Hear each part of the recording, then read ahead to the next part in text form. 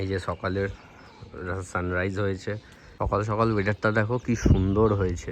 এই 228 এই বাসটা হচ্ছে আমাদের।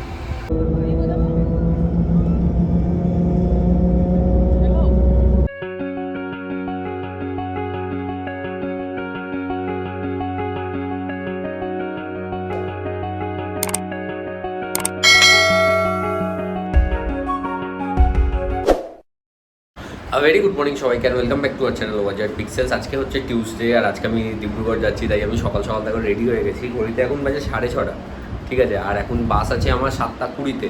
তো এখান থেকে একটা র্যাপিডো বুক করবো, র্যাপিডো বুক করে চলে যাবো এএসটিসি থেকে বাস ধরে মোটামুটি 4-4.5 ঘন্টার রাস্তা। আমি ওখানে পৌঁছাবো মোটামুটি 11টা 11:30।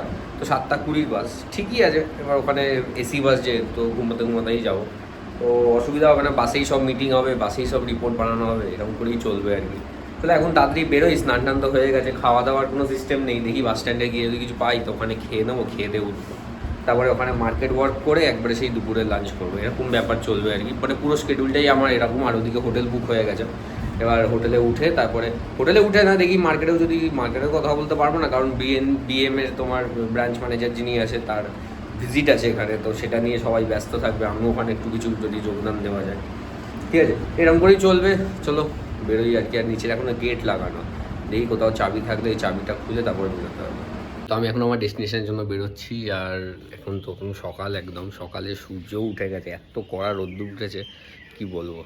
এই যে সকালের সানরাইজ হয়েছে, এদিকে গেটও বন্ধ এখনও, ঠিক আছে। গেটটা আমায় গিয়ে খুলতে হবে। আর একদম শান্ত, বেশ ভালোই লাগছে আর কি জায়গাটা, ঠিক আছে। আমার পিজি, এই হচ্ছে ব্যাপার। এটা তো বুক করে নিয়েছি, এখন এখানটা লক করি, নিচে একটু জল ভরি আর র্যাপিডো আসুক। তো এখন বলছে 6:40, 7:20 বাস, তো হয়ে যাবে, ম্যানেজ হয়ে যাবে। 7:10-এর মধ্যে পৌঁছাতে পর্যন্ত তো অসুবিধা হবে না। তাড়াতাড়ি বেরোই এখন। সকাল সকাল ওয়েদারটা দেখো কি সুন্দর হয়েছে। যত রাত্রির যাবে, মানে যত বেলা হবে তত এত গরম হয়ে যাবে।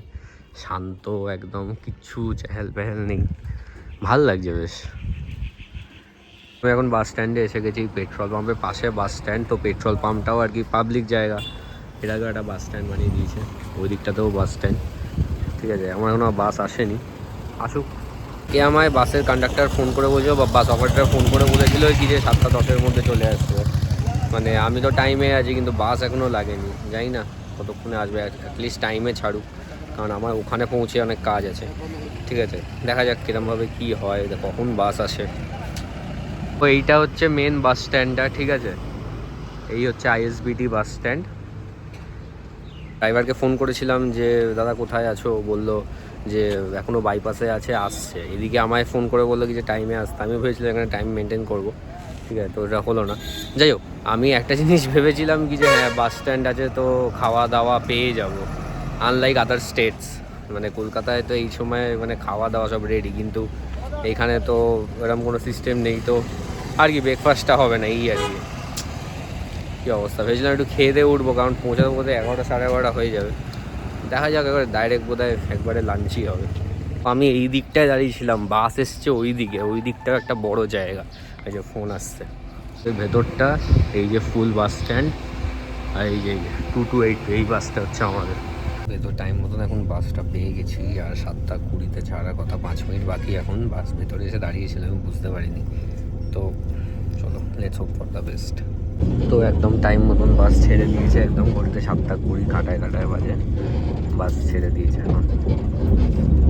তো এতক্ষণ আমি তো 2 ঘন্টা অলমোস্ট হয়ে গেল, এখন শিবসাগর পৌঁছে গেছি। একদম কাটায় 2 ঘন্টা লাগলো শিবসাগর পৌঁছাতে। এখনও মোটামুটি 80 কি 75 কিলোমিটার্স এখনও বাকি আছে, আরও 2 ঘন্টা লাগবে আই গেস। তো এই একটা আপডেট দেওয়ার ছিল, বাইরের দৃশ্য কিছু দেখানো, ঘুমাচ্ছিলাম, ঠিক আছে।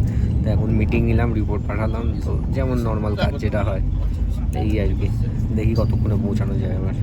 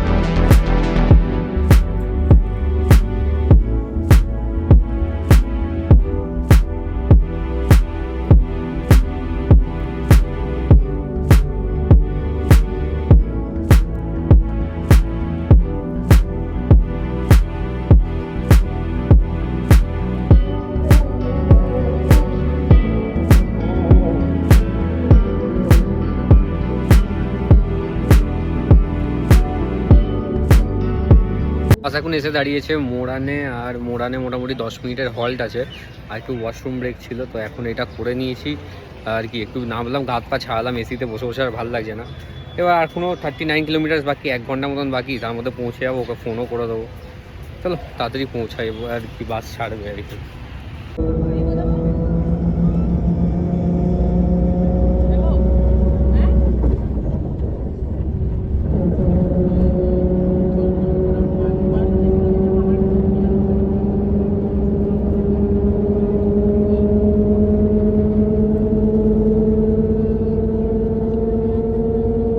ফাইনালি আমি এখন ডিব্রুগড় পৌঁছে গেছি, ঘড়িতে এখন বাজে 11:40, আর আমি এখন আমার আইএসআরকে ফোন করেছিলাম যে কোথায় আছে কিনা, আমি তো এখানে চিনি না, আর বাসটাও এমন এএসটিসি গেল না আর কি, নর্মাল যে মানে বাস স্ট্যান্ড সেখানে গেল না, তো নর্মাল মার্কেটেই নামিল। আমি ভাবলাম একটা মার্কেটে কাজ করে তারপরে একবার ডাইরেক্ট হোটেলে যাবো, দেখা যাক এবার ফোন করি দেখি কোথায় আছে। One eternity later.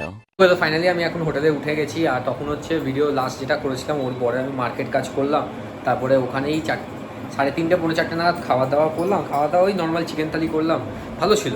এখানে মানে মোটামুটি হোটেলে খাবার দাবারে আমার কোনো অসুবিধা হচ্ছে না, খালি এই যা দূরে বাড়ি থেকে দূরে আছে, এছাড়া কোনো অসুবিধা হচ্ছে না, খাওয়া দাওয়া একদম নর্মাল।